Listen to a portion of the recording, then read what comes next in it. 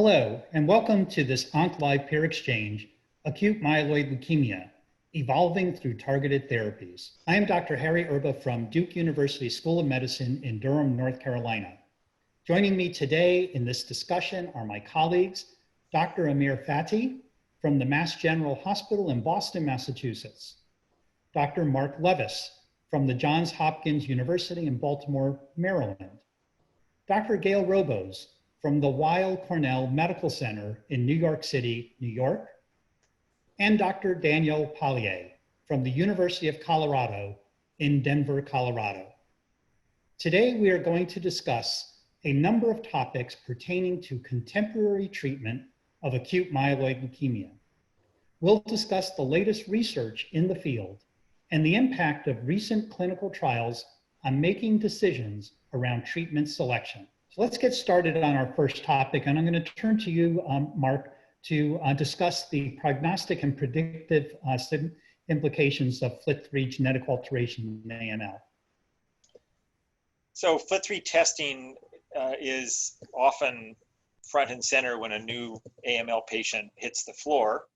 And so I think no one in the field who treats these patients doesn't know that, but unfortunately we still encounter cases, particularly from the community, where FLT3 testing is either not obtained or obtained very late.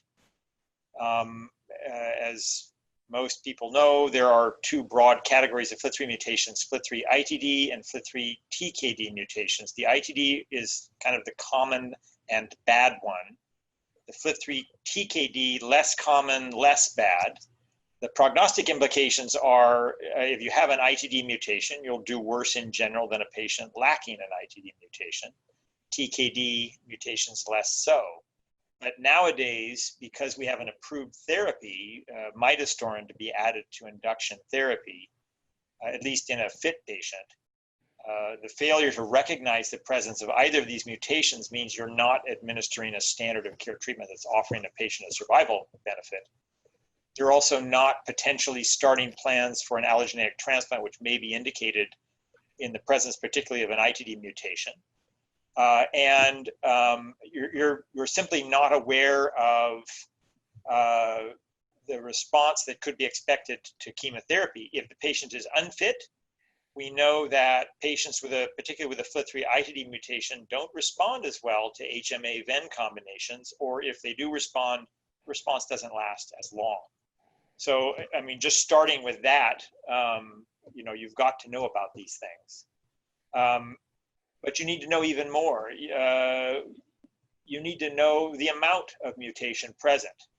And you actually need to know what was the quality of the specimen that you sent for analysis. Did you send peripheral blood that had only a few % circulating blasts, or did you send a bone marrow sample that was pure blasts?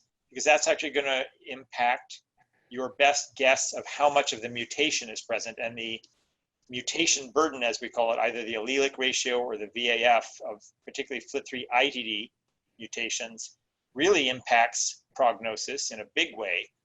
If you have a high allelic ratio or a high mutation burden of an ITD, particularly in the context of lacking an NPM1 mutation, that's sort of a disaster. That's qualified as what we call ELN3, which in the ELN classification system those are very poor prognosis patients. You do need to know that.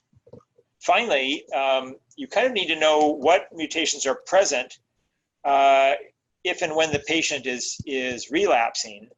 The type of FLT3 inhibitor that you're using may be impacted. If you're going to use a FLT3 inhibitor that is a so-called type 1 inhibitor, it's not going to work on the TKD mutations.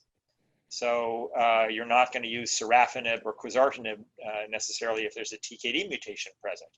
So it's wrapped around your treatment response, your prognostic response, your plans for the patient, whether it's a fit or unfit patient. Mark, is it adequate to just wait for the next-gen sequencing panel, or are PCR assays preferred for any reason? So, and here's the other big slip-up that comes, and it's even at our institution. Next generation sequencing assays are typically used to identify the FLT3 TKD mutation because it's a point mutation. Well, as you know, next generation sequencing assay may be delayed in coming back. Yes, at academic institutions, we're all getting them with a reasonable turnaround of, say, a week. So we can start the newly diagnosed patient who comes back with a TKD mutation on midostaurin. But if in fact your next generation sequencing assay does not come back for 2 or 3 weeks, which is still unfortunately common around the country, and this is what I'm still seeing, you've just missed the opportunity to add midostaurin to the induction regimen for a patient with a TKD mutation. And we know those patients did quite well when midostaurin was added. On the other hand, the FLT3 ITD mutation is still mostly, and not always, but mostly done with a conventional PCR assay. The turnaround time is quick, 2 to 3 days. Even your average commercial diagnostic lab will have that available sooner than the next generation sequencing assay. They're done differently. The mechanism of estimating the amount of allelic burden will vary according to the technique used. But actually, I would caution anyone to remember that the ITD allelic burden is prognostic, but does not necessarily mean the patient will predict a response to the combination of induction chemotherapy plus midostaurin. In other words, it doesn't matter what kind or how much of a FLT3 mutation you have for you to get benefit from the addition of midostaurin to induction chemotherapy. So don't worry about applying rocket science to interpreting the mutation panel results.